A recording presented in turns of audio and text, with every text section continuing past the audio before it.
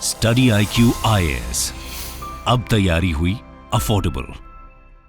Hello everyone, नमस्कार सभी को। मेरा नाम है उत्कर्ष सिंह और आप सभी का स्वागत है एंथ्रोपोलॉजी के हमारे इस सीरीज में, जहां पे हम कवर करते हैं की टर्म्स, बेसिक कंसेप्ट और वो टर्मोलॉजीज जो आपको एंथ्रोपोलॉजी में हर एक सेक्शन में लगभग देखने को मिल जाती हैं और कंफ्यूजन होता है at the beginning level aspirants को कि ये हम कहाँ से समझे या कहाँ से पढ़ें। एंथ्रोपोलॉजी को आप देखते हो as a subject in optional, it is divided into 5 different stratas. 5 segment में बटा हुआ है।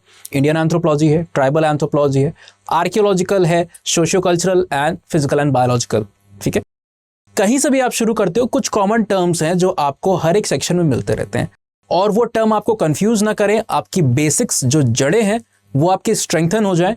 उसके लिए हम क्या करते हैं, आपके लिए ये सीरीज लेकर के आए हैं जहां पे हर एक बेसिक टर्म को हम शुरुआत में अच्छे से डील कर ले। कई बार होता है जो बैचेस में हमारे बच्चे एनरोल हो रहे हैं, ओरिएंटेशन सेशन हम करते हैं and they have a habit of missing most of the orientation, यानी 1-2 ओरिएंटेशन करने के बाद उन्हें लगता है अब सीधे जब कोर्स पे जंप करेंगे वो क्लासेस को ही हम अटेंड करेंगे, और जब वो ओरिएंटेशन के उस पर्टिकुलर लेक्चर को मिस करते हैं, बाद में वो कंसेप्ट कहीं पे यूज होता है तो कहते हैं सर ये क्या है, इसका तो हमें मतलब ही नहीं पता, ये टर्म क्या होता है। तो ऐसे टर्म्स आपके लिए बहुत ज़रूरी होते हैं। कई बार जब बच्चों के लिए मिस हो जाता है तो भी हम उनको इस सीरीज़ के जो रेफरेंस है वो दे रहे होते हैं कि आप इससे भी उस चीज़ को कवर कर सकते हो। क्लास में तो हम बता ही रहे हैं चीज़ों को, ओरिएंटेशन में हमने बताया वो आप रिकॉर्डेड में जाके देख सकते हो, पर फिर भी अगर आप को और ऐसा चाहिए कि आप तुरंत खोल के किसी चीज़ को देख सको जब मन करे आपका समझने के लिए, तो ये सीरीज़ आपके लिए बेस्ट होने वाली है। रिवीजन पर्पस के लिए भी ये सीरीज़ बहुत ही अच्छी है। एंथ्रोपोलॉजी में बिगिनर के तौर पे जो आ रहे हैं या फिर जो सोच रहे हैं कि एंथ्रोपोलॉजी में क्या होता है, उनको भी ये टर्म्स पता होने चाहिए। तैयारी के दौरान शुरुआती स्टेज पे these terms are very suitable to be known by the aspirants, क्योंकि anthropology is one subject unlike most of the other optionals जो कि ग्रेजुएशन लेवल से पहले स्टार्ट हैं, स्कूलिंग लेवल पे 5वीं 6वीं कक्षा से स्टार्ट हो जा रहे हैं। तो उन क्लासेस में आप इन सारे टर्म्स के बारे में बेसिक्स जान जाते हो, पर यहाँ पे anthropology starting at the level of graduation and it is one of the most successful subject without a doubt, है ना। इसमें कोई भी संदेह नहीं है कि ये नंबर 1 ऑप्शनल है पिछले 7-8 सालों से, खासकर 2015 के बाद से। एक साल में 4 से अधिक टॉप 10 के अंदर में रैंक लाना, आप इसकी महत्वता समझते हो। 40% का सक्सेस रेट एक सिंगल ईयर में, और सिर्फ एक बार होता तो आप कह सकते हो कि तुक्का लग गया भाई, पर ये तुक्का नहीं है, क्योंकि 2022-2017 में भी हुआ है। 2018 में आपको अक्षत जैन के रूप में रैंक मिलती है, 2020 में शुभम कुमार के रूप में रैंक मिलती है। हर साल फैक्ट्री का टॉपर्स कहने वाला ये ऑप्शनल ऐसा नेचर रखता है, इतना कंसाइज है, क्रिस्प है, इतना ऑब्जेक्टिव है, रट्टाफिकेशन की यहाँ पे जरूरत नहीं होती है। चीज़ों को समझिए, रियल लाइफ एग्जांपल्स को यूज़ कीजिए, केस स्टडीज को लिखिए आंसर में और नंबर आसानी से 300 पाइए।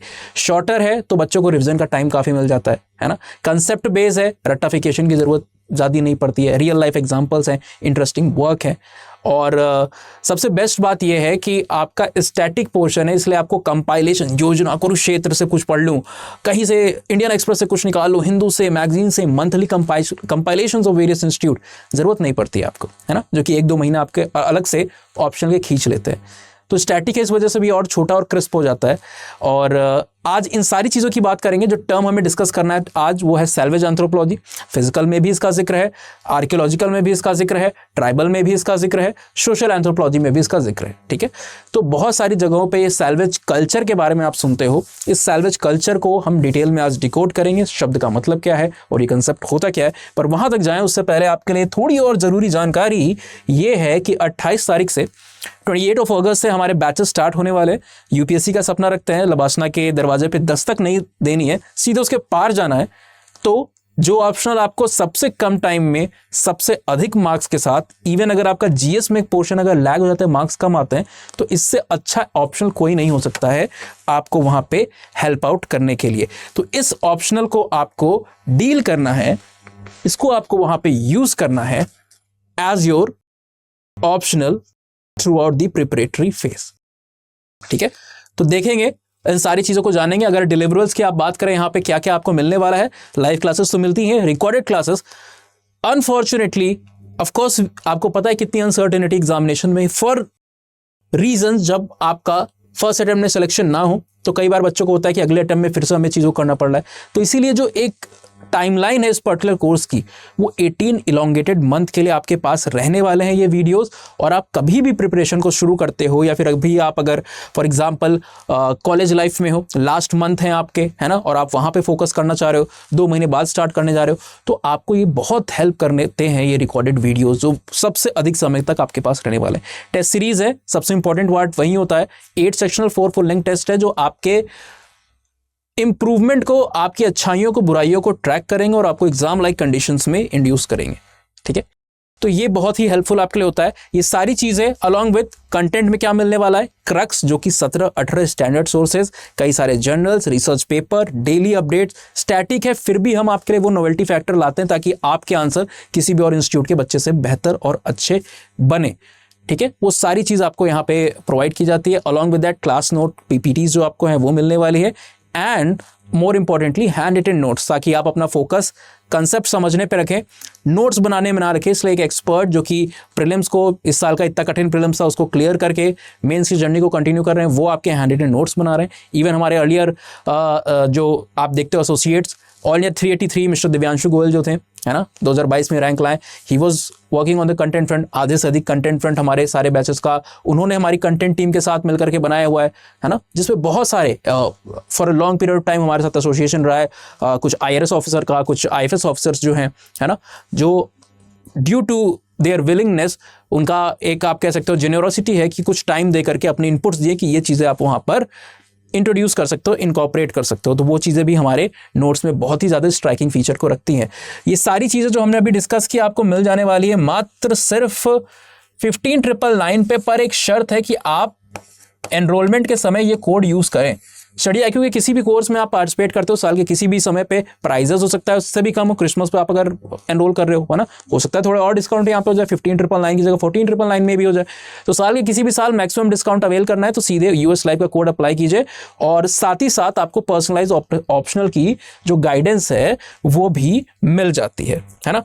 यहाँ पे हम देख लेते हैं, अगर आप पूछें कि सर किस तरीके से हम कोर्स में एनरोल कर सकते हैं, क्या एक माध्यम होता है जिस तरीके से हमको एनरोल करना है, तो आप स्टडी IQ की वेबसाइट पे चलते हैं, इसको स्क्रॉल करते हैं, है ना, ऑप्शनल का है भाई साहब, ये रहा ऑप्शनल आपका। एंड जैसे ही हम ऑप्शनल को खोलते हैं, एक्सप्लोर करते हैं कोर्सेज को, बहुत सारे ऑप्शंस यहाँ पे हैं, पर आपको पता है the king optional that is anthropology optional, most successful option, है ना, 10.5 का सक्सेस रेट रखा है। इस पर आप बाय नाउ पे जाते हो, अभी तो लॉगिन नहीं है, आपको यहाँ पे नंबर डालना होगा, और नंबर डालने के बाद जब आप कोर्स में एनरोल करने जाते हो तो वहाँ पे डिस्काउंट कोड का ऑप्शन आता है, और वहीं पे आपको US लाइव का कोड लगाना है, जिससे आपको सारी सहूलियतें मिल जाएंगी। कोई भी नोट्स आपको चाहिए फ्री में एक्सेस करना हो, है ना, डॉक्यूमेंट्स PDF ये चाहिए हो, तो कई सारे नोट्स अपलोडेड है। क्विजेस को हम रखते हैं आपके रिवीजन के लिए हमारे टेलीग्राम के ग्रुप पे, एंथ्रोपोलॉजी डिकोडेड बाय उत्कर्ष सिंह पे। और अगर आपको कुछ कम्युनिकेट करना, डाउट से कुछ पूछना है, तो हमारा टेलीग्राम का जो लिंक है उत्कर्ष सिंह _here, इस पे आप कम्युनिकेट कर सकते हो। जैसा कि बताया स्टडी IQ के हर कोर्स में साल के 365 दिन आपको मैक्सिमम डिस्काउंट के लिए ये कोड अप्लाई करना है। बेस्ट डिस्काउंट के साथ आपको पर्सनलाइज गाइडेंस भी मिल जाएगी। वापस से आते हैं जिस टर्म को हमको आज एड्रेस करना है, the most important crucial term, that is salvage culture. होता क्या है, क्या चीजें जानते हैं, क्या पढ़ते हैं, उसको हम यहाँ पे देख लेते हैं। Very precisely when we see the development of anthropology, है ना, एंथ्रोपोलॉजी का आप जब डेवलपमेंट पढ़ते हो तो बहुत सारे फेजेस में हुआ है ना। इन इंडियन एंथ्रोपोलॉजी पेपर 2 में एक क्वेश्चन बनता है, ट्रेस कीजिए एंथ्रोपोलॉजी का डेवलपमेंट अलग अलग फेजेस के अंदर में, अलग अलग लोगों की कंट्रीब्यूशन को भी पूछता है। तो वहां पे there are some famous anthropologist who have traced the development of anthropology in India into various stages, and most of these stages differ from each other, है ना, based upon the work, nature of work that was being conducted in that particular period. For example professor DN Majumdar, है ना, he has classified it into formatory period, constructive period and critical period. LP Vidyarthi Sahab has categorized it into formatory period, constructive period and analytical period. Basu Roy Sahab had added one more criteria, one more classification, one more stage, one more phase, that is evaluative phase. तो इन सारे समय में आपकी development हुई anthropology की। Similarly globally भी आप देखते हो तो इनिशियली हम कहते हैं कि एंथ्रोपोलॉजी में 2 तरीके की चीज़ें होती थी, है ना। एंथ्रोपोलॉजी सबसे अर्लीस्ट समय में 2 चीज़ों को वहाँ पे डील कर रहा होता था। सबसे पहली चीज़ जो होती थी वो क्या थी आपकी रेशियल कनोटेशंस के ऊपर मोस्टली फिजिकल एंथ्रोपोलॉजी की रिसर्चेस होती थी, है ना, फिजिकल बायोलॉजिकल रिसर्चेस होती थी। डिफरेंशिएशन को जानना, we know there are multiple races in the world, है ना, Caucasoid, Mongoloid, Negroid, these are 3 major races of the world. अलग अलग जगहों पे ये रेसेस पाई जाती हैं। किसी का सर आपको हेड के शेप के बेस पे, नोज का जो शेप है, किसी में लंबी नाक आपको देखने को मिले, किसी में बहुत ब्रॉड नोज देखने को मिलती है। हेड का शेप भी कुछ लोगों में बहुत ही ज़्यादा इलोंगेटेड लॉन्ग होता है ना, कुछ लोगों में काफ़ी ब्रॉड होता है, और कुछ लोगों में एक मीडियम शेप होता है जो कि राउंडिश सर्कुलर होता है ना। ये तो थोड़ा सा ओवल बन गया, राउंडिश सर्कुलर आपको शेप देखने को मिलता है। तो इसके बेसिस पे इसको कैटेगराइज किया जाता है एज डोलिकोसिफेलिक, मीजोसिफेलिक, ब्रैकिसिफेलिक, नाम दिए गए। और इसी चीज के ऊपर रेशियल स्टडी होती थी टू डिफरेंशिएट द पॉपुलेशन। जो अलग अलग लोग दुनिया के अलग अलग जगहों पे रह रहे थे, उनके बीच में डिफरेंसेस, सिमिलैरिटीज को ट्रेस करने के लिए। दूसरी जो वर्क हो रहे थे अर्लियर पीरियड में, वो एथनिसिटी के ऊपर हो रहे थे। लोगों के ऊपर आप जानकारी को कलेक्ट कर रहे हो, खासकर इसमें ट्राइबल जो कम्युनिटी थी उसके ऊपर डाटा को कलेक्ट किया जाता था, उनके कल्चर को इंटरप्रेट किया जाता था। Their culture is so rich, है ना, their religious practices, their customs, all the things that doing so interesting and vivid, and they are completely in contrast to what you see in the mainland population। तो इतना difference है, उसको पढ़ना बहुत ज़रूरी है। तो ये 2 तरीके के काम होते थे।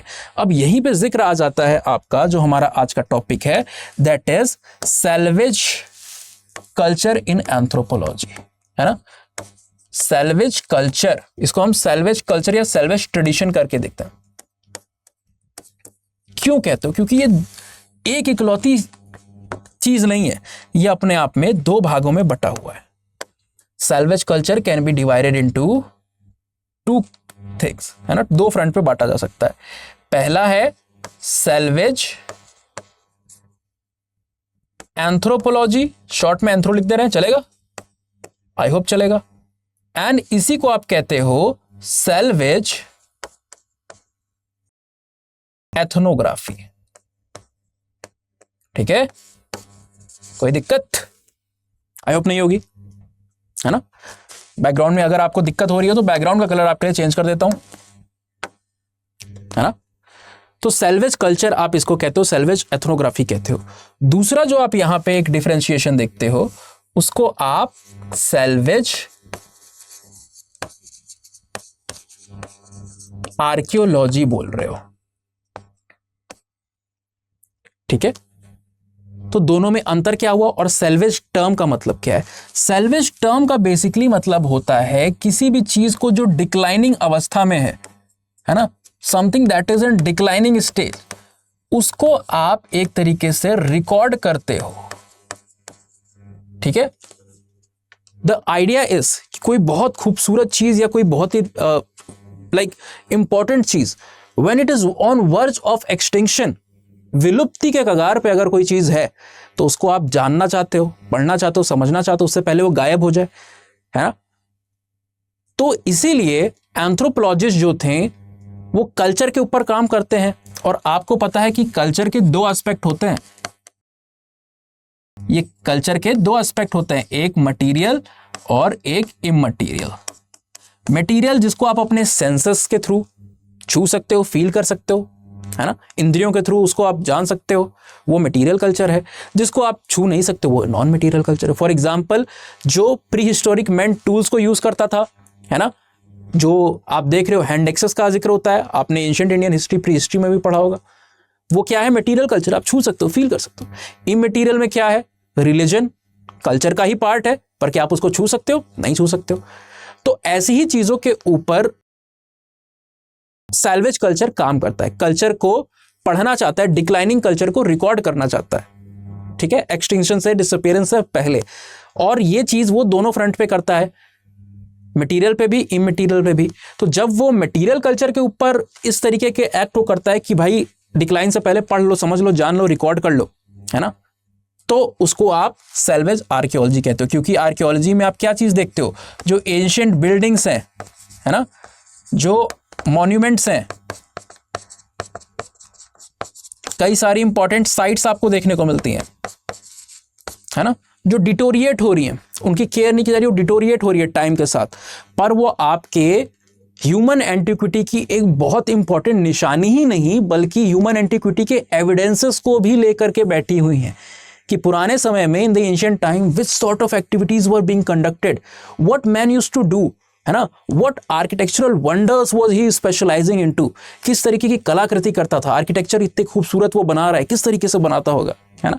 तो वो सारी चीज़ें आपके लिए बहुत ज़रूरी होती हैं जाननी। साइट्स की अगर आप बात करते हो, फॉर एग्जाम्पल राखीगढ़ी, है ना, for a lot period of time in the past पूरी तरीके से एक्सकवेट नहीं हुई थी। जब फर्दर एक्सकवेशन हुए तो पता चला भाई ये तो मोहनजोदारो से भी बड़ी साइट है, इंडस वैली की सबसे बड़ी साइट है राखीगढ़ी, और वहां पे आपको कई सारे एविडेंसेस देखने को मिले, है ना। सिनौली से आपको एविडेंसेस देखने को मिलते हैं। So all these sites are having traces of human activities and they act as the evidence of the past. पुराने समय के सबूत के तौर पे, है ना, ये सारे के सारे एविडेंस हमारे लिए बहुत ही इंपॉर्टेंट होते हैं। तो इनको आपको सहेजना होता है, रिकॉर्ड करना होता है। तुरंत जाके देखते हैं एंथ्रोपोलॉजिस्ट कि यहाँ पे क्या था, क्या हुआ करता था, उसको रिकॉर्ड करेंगे, कैसा आर्किटेक्चर था, क्या चीज़ थी, इस साइट पे से क्या चीज़ें मिली।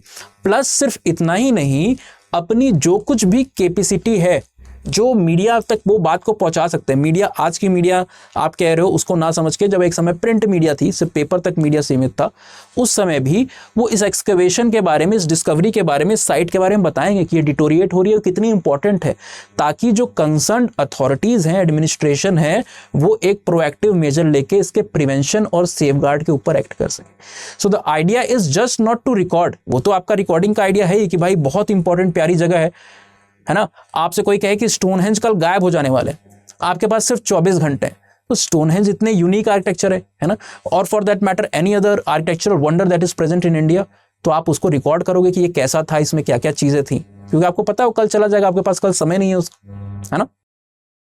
तो ये तो आप कर लोगे, पर उसके बाद आपका फोकस होगा कि आप क्या उसको प्रिवेंट कर सकते हो फर्दर डिटोरिएशन से, क्या स्टेप्स लिए जा सकते हैं कि वो डिसअपियर ना हो, डिटोरिएट ना हो। तो सैल्वेज कल्चर के अंदर जो सैल्वेज आर्कियोलॉजी थी वो इसी चीज़ को कर रही थी, सेफगार्ड करने की कोशिश कर रही थी, रिकॉर्ड करने की कोशिश कर रही थी डिसअपियरेंस, डिस्ट्रक्शन से पहले, किसको, building, monument, sites and a lot of other architectural archaeological wonders.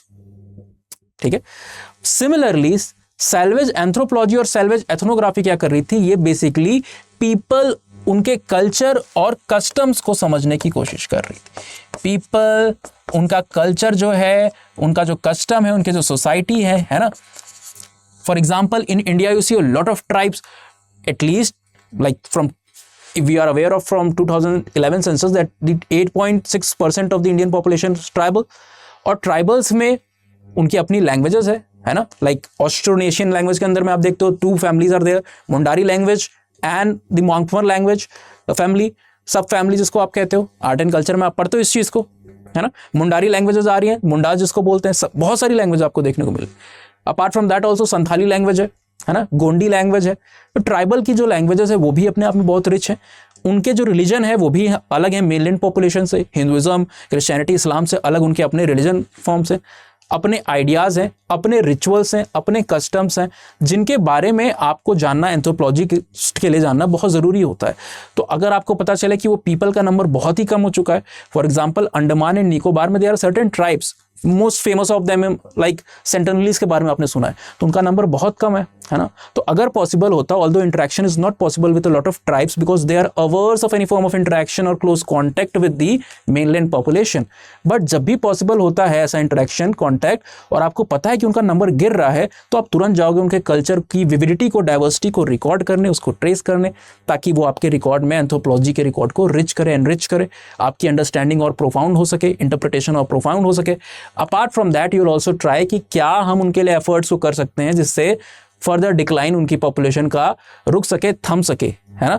अगर न्यूट्रिशनल डिफिशियंसी है तो क्या हम न्यूट्रिशनल स्टेटस को अपलिफ्ट कर सकते हैं, या फिर अगर कोई और रीज़न है तो उसको सबसाइड करके हम इस डिक्लाइन को कंट्रोल कर सकते हैं। So they are trying plethoric amount of efforts to ensure that they are able to record these cultural wonders, be it material or immaterial, and to further safeguard them, prevent the further deterioration. That is the basic idea and aim of salvage culture.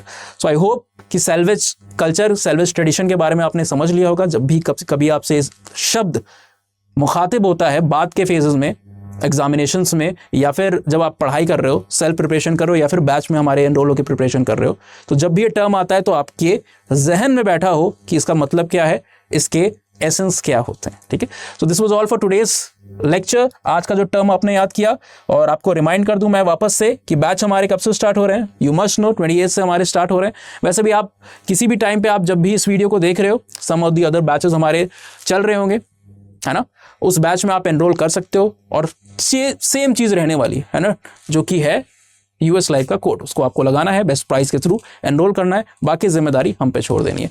So this was all for today's basic concept, terms and terminology. In the next lecture will bring some more interesting facts, some key concept जो आपके लिए बहुत ही ज्यादा helpful होंगे in the journey of UPSC with anthropology optional. See you in the next lecture, signing off. Study IQ IAS, अब तैयारी हुई affordable.